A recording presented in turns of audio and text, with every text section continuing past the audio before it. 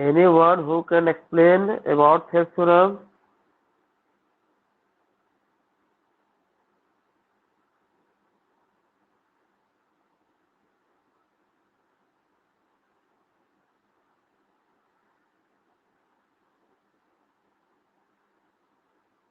Hello, is sound clear?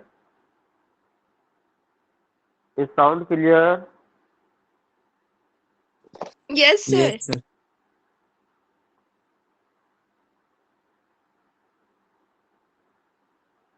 Sound सभी को जा रहा है क्या?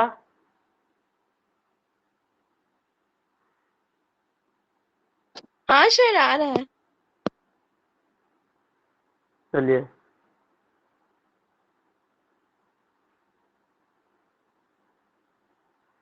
आज पढ़ना हम लोगों को कन्वर्ज ऑफ थेल्स थ्योरम, है ना? कन्वर्ज ऑफ सभी को स्क्रीन में दिख रहा है कुछ?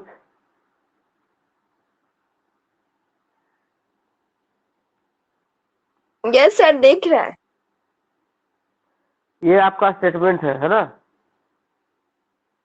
Statement of converse of Thales theorem. ठीक है, इसको इग्नोर कीजिए।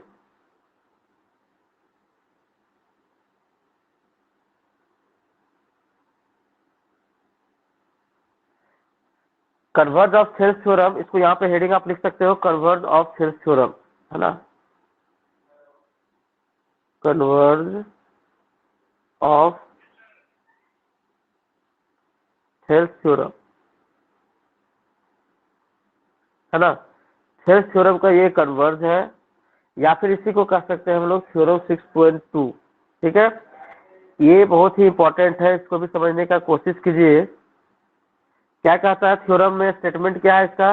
ये स्टेटमेंट है, if a line divides any two sides of a triangle in the same ratio then the line is parallel to the third side. Okay, clear है statement?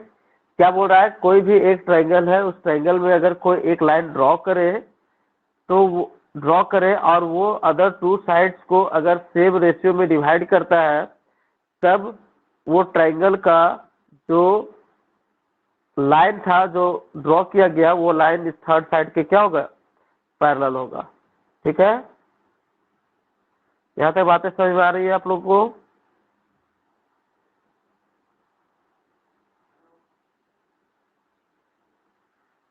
कोई एक triangle ABC है, इस ट्रायंगल एबीसी में क्या बोला जा रहा है आपको? कोई एक लाइन है जो कि ड्रॉ किया गया है, जो कि इस दोनों साइड्स को, ट्रायंगल के दो साइड्स जो है, इस दोनों साइड्स को सेम रेशियो में डिवाइड करता है। तब कहता है कि प्रूफ कीजिए कि ये जो लाइन है जो ड्रॉ किया गया है, साइड्स को सेम रेशियो में डिवाइड कर रहा है, वो आपका क्या होगा? पैरेलल होगा थर्ड साइड का। कोई दिक्कत? यहाँ तक बात समझ में आ रहा है? किसी को कोई डाउट? इसको प्रूव करने के लिए देखिए, सबसे पहले आपको बताया था थ्योरम प्रूव करने के लिए स्टेप्स क्या होते हैं। सबसे पहले जो गिवन होता है उसे हम लोग लिखते हैं। तो गिवन यहाँ पे क्या है? A triangle A B C in which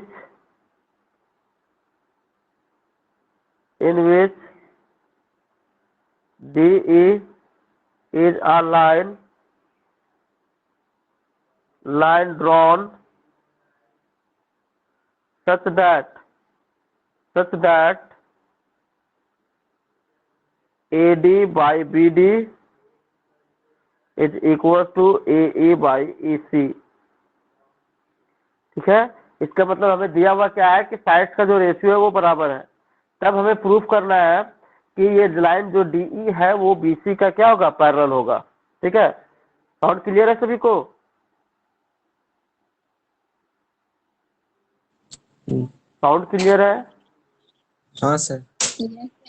okay, तो अब इसे प्रूफ करने के लिए हम लोग क्या करते हैं? कुछ कंस्ट्रक्शन करते हैं। ठीक है, ये कंस्ट्रक्शन हम लोग क्या करते हैं? हम लोग मान लेते हैं, इसको कंट्राडिक्शन से हम लोग प्रूफ करेंगे। हम लोग मान लिए कि ये जो लाइन DE है वो पैरेलल नहीं है BC का, तो फिर पैरेलल कौन है? पैरेलल कौन है आपका?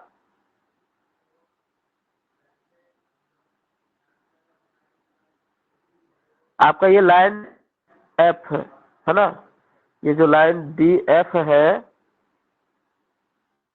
एफ जो है ये आपका पैरेलल है, ठीक है। ये लाइन एफ जो है ये क्या है, आपका पैरेलल है, ठीक है ना। किसका? बीसी का। हम लोग मान लिए ऐसा। अब हम लोग जो मान रहे हैं इसी बात को गलत कर देंगे तो इसका मतलब क्या होगा, जो यूनिवर्सल ट्रूथ यहाँ पे जो ट्रूथ स्टेटमेंट है वो सही हो जाएगा।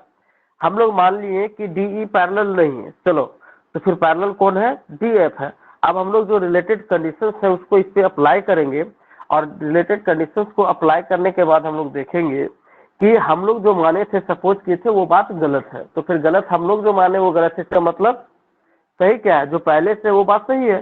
तो इसलिए इसको हम लोग कहते हैं कंट्राडिक्शन मेथड। जैसे कि हम लोग रैशनल नंबर को प्रूव करते थे, इरेशनल नंबर को मान लेते थे रैशनल नंबर है, सुटेबल कंडीशन पे जब हम लोग अप्लाई करते थे तो वो फॉलो नहीं करता था, कंट्राडिक्ट कर जाता था हमारे सपोजिशन को। उसी तरह से इसको भी कंट्राडिक्शन मेथड से सॉल्व करेंगे, ठीक है। तो गिवन क्या है, यहाँ तक किसी को कोई दिक्कत? गिवन तक में किसी को कोई दिक्कत है? अब इसके बाद No. हम लोग क्या करते हैं? टू प्रूव क्या प्रूव करना है तो बताएंगे। टू प्रूव क्या करना है? निशा आई है क्या? DE parallel to BC. निशा नहीं आई आज?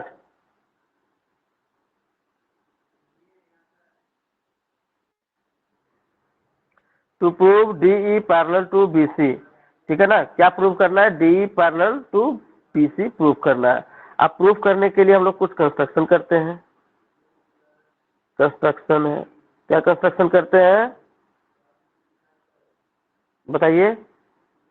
ड्रॉ, ऐसा लिख दो, इफ पॉसिबल, है ना, ऐसा लिख दो, draw a line D F, है ना। प्रूफ, अब प्रूफ में क्या करेंगे? If possible let DE not direct लिखते डीएफ ही, है ना, डीएफ पैरेलल टू बीसी। तो क्या होगा? By BPT. जब हम लोग मान लिए अब कि ये डीएफ जो है पैरेलल है किसका? बीसी का, तो यहाँ पे हम लोग थेल्स थ्योरम अप्लाई कर सकते हैं। तो थेल्स थ्योरम अप्लाई करेंगे यहाँ पे तो क्या हो जाएगा बताइए? थेल्स थ्योरम यहाँ क्या हो जाएगा? AD by B D equal to A F by F C होगा जी। क्या हो जाएगा? AD by B D is equal to by F C, ये हो जाएगा। इसको मान लो इक्वेशन 1। सही बात है बात। अब थेल्स थ्योरम से क्या, चूंकि हम लोग मान लिए डीएफ पैरेलल है बीसी का, तो थेल्स थ्योरम से क्या होगा? AD by B D is equal to A F by F C हो जाएगा, है ना। कोई दिक्कत? A F by F C. अब क्या करेंगे हम लोग? बट यहाँ पे क्या दिया हुआ है, लेकिन क्या दिया हुआ है? A D by B D is equal to A E by E C, है ना। ये इक्वेशन 2 है। अब फ्रॉम इक्वेशन 1 एंड 2 देखिए आप लोग यहाँ पे एलएचएस दोनों इक्वेशन में LHS AD by B D है, एडी बाई बी डी है तो बराबर है, तो एलएचएस इक्वल होगा तो आरएचएस भी क्या हो जाएगा? यहाँ से आप लोग का इक्वल हो जाएगा। तो यहाँ से हम लोग कह सकते हैं A F by F C, A F by F C is equal to क्या हो जाएगा? ए ई बाई ई सी, है ना। यहाँ पे एफ सी लिख दिए क्या? ये ठीक है, A F by F C, है ना। क्या हो जाएगा यहाँ से? A F by F C is equal to A E by E C. इसको यहाँ तक किसी को कोई दिक्कत है? इक्वेशन 3 तक? No, equation sir. 3 तक किसी को कोई दिक्कत है क्या? चलिए अब करेंगे हम लोग टेकिंग रेसिप्रोकल ऑफ इक्वेशन 3, है ना। इक्वेशन 3 का क्या करेंगे? टेकिंग रेसिप्रोकल रे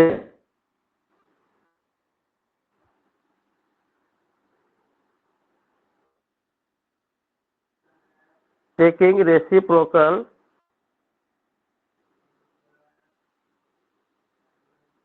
यहाँ से देखिए रेसिप्रोकल लेंगे तो F C by A F, reciprocal नहीं लेंगे तो चलेगा, रेसिप्रोकल मत लो यहाँ पे, ठीक है। क्या हो जाएगा, डायरेक्टली हम लोग एडिंग वन बोथ साइड, है ना। क्या करेंगे यहाँ पे, एडिंग वन बोथ साइड, दोनों साइड वन ऐड कर देते हैं, तो क्या हो जाएगा, A F by F C,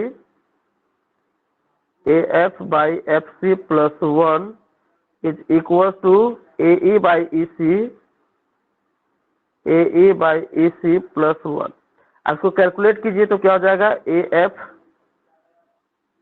plus F सी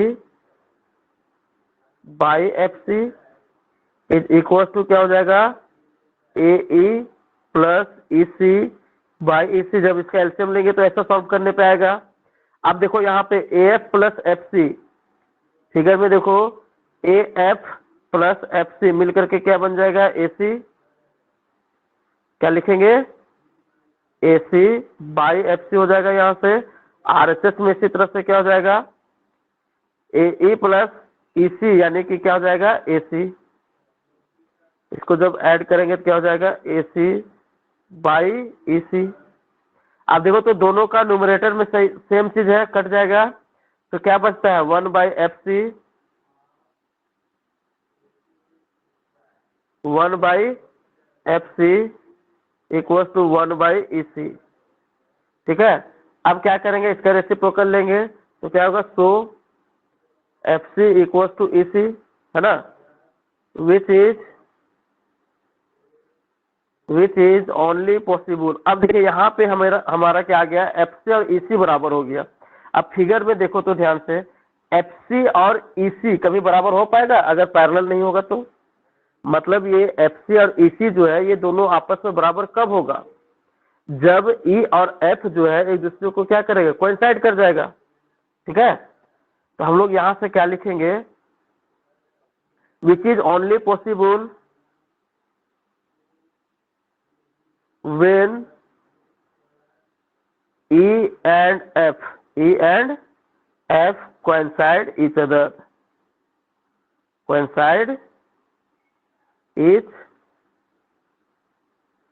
ठीक है। जब E और F जो है coincide करेगा तभी ऐसा पॉसिबल होगा, और E और F जब coincide कर जाएगा इसका मतलब दैट इज क्या कहेंगे, DE is parallel to BC, DE क्या हो जाएगा, पैरेलल हो जाएगा BC का। अब DF पैरेलल मान लिए थे हम लोग, DF क्या था, पैरेलल था BC का। तो अब यहाँ पे हम लोग देख रहे हैं कि E और F जो है दोनों अलग पॉइंट नहीं है, दोनों सेम पॉइंट है। इसका मतलब क्या हो जाएगा, DE parallel to BC proved, ठीक है। कोई दिक्कत यहाँ तक, यहाँ तक के प्रूफ में किसी को कोई दिक्कत? No sir. यही है आपका कन्वर्ज ऑफ थेल्स थ्योरम, ठीक है। अच्छा, एक टॉपिक प्रीवियस में आप लोग का छूट गया था, कोरोलरी ऑफ थेल्स थ्योरम, ठीक है ना। इसको भी टॉपिक को लिख लो आप लोग। अच्छा, आप लोग नोट्स बनाते जा रहे हो? Yes sir. कॉपी में लिखते जा रहे हो ना? सर नेक्स्ट टॉपिक दीजिए, कोरोलरी ऑफ थेल्स थ्योरम, ये छूट गया था। कोरोलरी का मतलब होता है कि उसका परिणाम, रिजल्ट, ठीक है। थेल्स थ्योरम का कोरोलरी क्या कहता है, इसका स्टेटमेंट देखो। जैसे थेल्स थ्योरम में हम लोग को क्या था कि एक कोई ट्रायंगल ABC है, अगर इसके पैरेलल कोई लाइन DE ड्रॉ किया जाए तो इस अदर साइड को क्या करेगा, सेम रेशियो में क्या करता है, डिवाइड करता है। यानी थेल्स थ्योरम कहता है AD by BD equal to AE by EC, जबकि कोरोलरी क्या कहता है, AD by AB is equal to क्या हो जाएगा, AE बाई EC होगा। इसको हम लोग आगे यूज कर सकते हैं। अभी कन्वर्ज ऑफ थेल्स थ्योरम में जो वन ऐड किए थे हम लोग, यहाँ पे अभी वन ऐड नहीं करते भी तो डायरेक्टली यहाँ से इधर से आ सकते। सॉरी, इसमें नहीं लाना है, दूसरा क्वेश्चन आगे एक आएगा उसमें हम लोग को इसको यूज करना है, ठीक है ना। डायरेक्टली कोरोलरी यूज करेंगे और यहाँ पे काम क्लियर हो जाएगा। देखो क्या किए हम लोग यहाँ पे, समझ लो। ए बाई ए सी होगा, सॉरी इसी नहीं, ए बाई ए सी। ये स्टेटमेंट समझ में आया बात? थेल्स थ्योरम क्या कहता है? A D Thales B D is equal to A E by C कहता है। कॉर्नरी इसका क्या कहता है थेल्स थ्योरम का? A B is equal to A E by A C. ठीक है, तो ये अपने से नहीं है, इसका प्रूफ, तो इसका प्रूफ आप लोग को जानने का जरूरत है, बता दे क्या जानना चाहोगे इसका proof? सर एक बार पिछला पेज शेयर करिए ना, विच वाला। Which बस is यही only वाला sir. possible when E and F coincide each other। FC equals to EC आ गया, ये कब पॉसिबल होगा? ये तभी पॉसिबल होगा जब F और E जो है वो एक दूसरे को क्या करेगा? कोइंसाइड करेगा। सिंपल, समझ गए बात?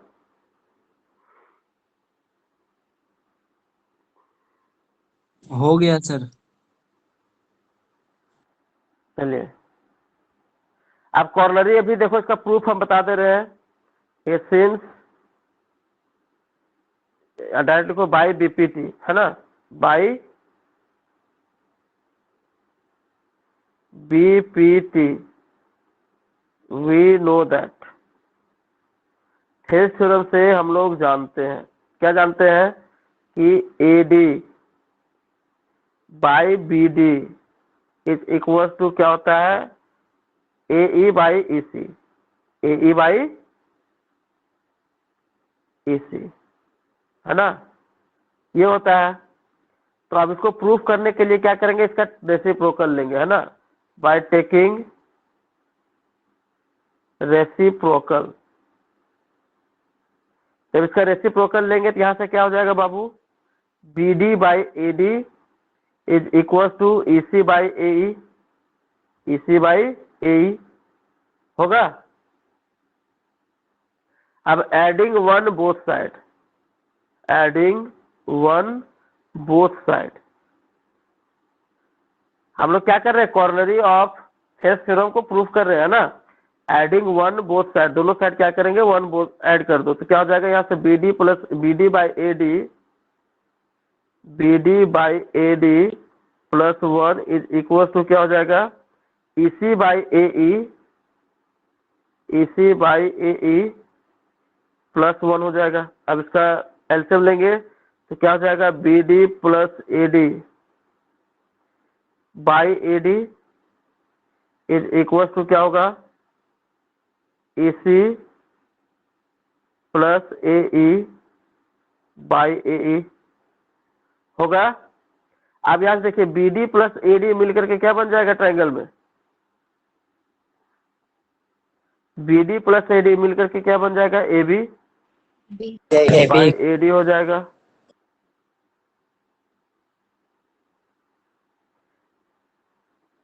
ए डी इज इक्वल टू, अब देखो ई सी प्लस ए प्लस ई सी, ध्यान दो उस ट्रायंगल में, ए प्लस ई सी यानी कितना हो जाएगा?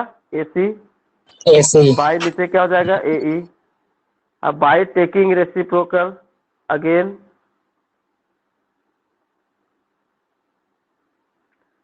बाय टेकिंग रेसिप्रोकल क्या हो जाएगा? फिर से रेसिप्रोकल इसका लेंगे तो क्या हो जाएगा? A D by A B is equal to A by A C, A by E C. यही प्रूव करना था, प्रूव्ड। कोई दिक्कत? जो ट्रायंगल आपका ऐसे था ना जी, ए बी सी, इसमें पैरेलल था डी ई, ये तो याद हो गया होगा आप लोग को। जो A D plus B D मिलकर के ए बी बना कि नहीं बना, और ए ई प्लस ई सी मिलकर के ए सी बना, वही यहाँ पे सब्स्टिट्यूट किए थे। यहाँ पे दिख रहा है? कोई दिक्कत? Yes sir. No sir. नहीं में आ गया बात? Yes sir. चलिए, थेल्स थ्योरम और कॉर्नरी ऑफ थेल्स थ्योरम और कन्वर्स थ्योरम, किसी को कोई दिक्कत यहाँ तक? यहाँ तक में किसी को कोई दिक्कत, कोई प्रॉब्लम? No sir. चलिए सभी को कॉपी में लिखते गए हैं। Yes sir. अब हम लोग एक्सरसाइज में आते हैं, ठीक है। एक्सरसाइज 6.2 6.1 आप लोग को बोले थे बनाने के लिए, बनाए थे क्या?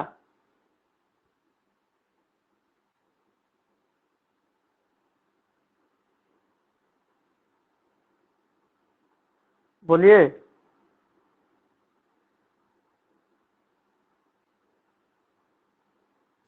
सर एनसीईआरटी मैथ बुक हम्म। बनाना है कि क्या वाला? एनसीईआरटी वाला। अभी तो यहाँ एनसीईआरटी ही पॉसिबल है। आप कोई भी बना सकते हैं, इसमें आप फ्री है, ठीक है। Yes sir.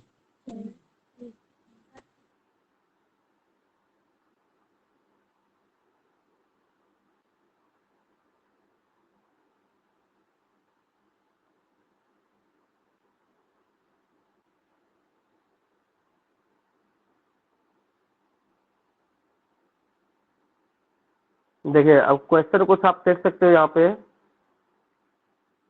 एक्सरसाइज 6.1 हमने बोला था आप लोगों को बनाने के लिए। कोई किसी को दिक्कत है कि बता दें हम? देखिए इंट्रोडक्शन पार्ट जो आपको हमने बताया था उसी से रिलेटेड ये क्वेश्चन है। क्या बोल रहा है? Fill in the blanks using the correct word given in bracket. All circles are, all circles are. अब सारे सर्कल्स जो है वो क्या होते हैं? कॉन्ग्रुएंट होते हैं या फिर सिमिलर होते हैं? सिमिलर। बहुत पिटेंगे। सिमिलर कैसे होगा? सिमिलर के लिए कंडीशन है कि सबका रेडियस बराबर होगा तभी ना सिमिलर होगा जी। No sir. सर कॉन्ग्रुएंट होगा ना तब ना रेडियस बराबर होना चाहिए। वेरी गुड, चलिए याद तो है। क्या होगा? सिमिलर होगा, कॉन्ग्रुएंट नहीं होगा, है ना। कॉन्ग्रुएंट के लिए कंडीशन होता है कि रेडियस सेम होना चाहिए, शेप एंड साइज बराबर, है ना। शेप सिर्फ सर्कल का बात कर रहा है, मतलब सबका शेप सेम है, तो क्या होगा? सब सिमिलर हो जाएगा। कोई दिक्कत? नो बहुत सर। बढ़िया। आप बता इसके बाद ऑल स्क्वायर्स आर। अबर गलती मत करना। सिमिलर या कॉन्ग्रुएंट? सिमिलर। सर सिमिलर ही ऑल है। Squares are similar. जब तक साइज सेम का बात नहीं करता तब तक क्या होगा? सिमिलर होगा, है ना। Third, all dash triangles are similar. Isosceles या फिर equilateral? Equilateral.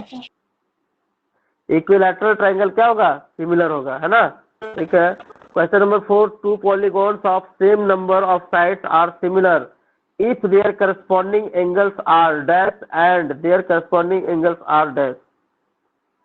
Corresponding sides are dash. बताओ एंगल्स क्या होता है? इक्वल होता है। और साइड्स क्या होता है? प्रोपोर्शनल होता है ना। तो यहाँ पे इक्वल और यहाँ पे क्या हो जाएगा? प्रोपोर्शनल। कोई दिक्कत?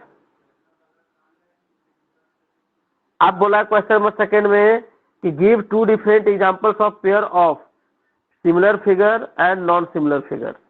सिमिलर फिगर्स का कोई दो एग्जांपल बताना है और दो नॉन सिमिलर फिगर्स का भी एग्जांपल बताना है। इस तरह से बन जाएगा example. Yes sir. Yes. Question number 3, state whether the following quadrilaterals are similar और नॉट। बताना है कि क्या सिमिलर है दोनों ट्रायंगल, सॉरी दोनों क्वाड्रिलेटरल। बताओ सिमिलर है। सबसे तो नो पहले सर। अगर साइड का रेशियो बाद में देखेंगे, पहले एंगल्स तो देखो। एंगल है क्या no equal? Sir. No no नहीं सर। है सिमिलर, सिंपल।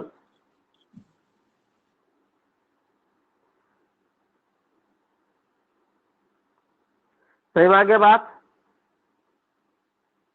6.1 यस खत्म। सर। 6.2 ये दोनों थ्योरम्स आप लोग को बता दिए गए। ये थेस थ्योरम है, इसका प्रूफ हमने बताया है, ठीक है।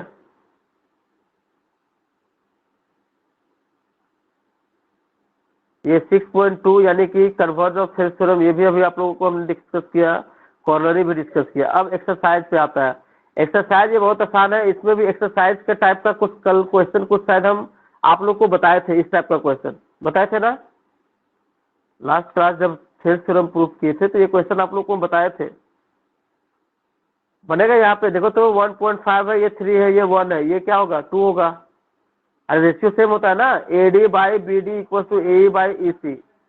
तो 1.5/3 यानी 1/2 इधर क्या हो जाएगा? 2 होना चाहिए। कोई दिक्कत? No sir. Question number first second आपका बन जाएगा, ठीक है ना। अब क्वेश्चन नंबर सेकेंड देखिए, क्वेश्चन नंबर ये जो सेकेंड है इसमें कहता है कि E and F are points on the sides P Q and P R respectively of triangle P Q R for each of the following cases state whether E F parallel to Q R. Proof करना है कि E F parallel to Q are है कि नहीं है।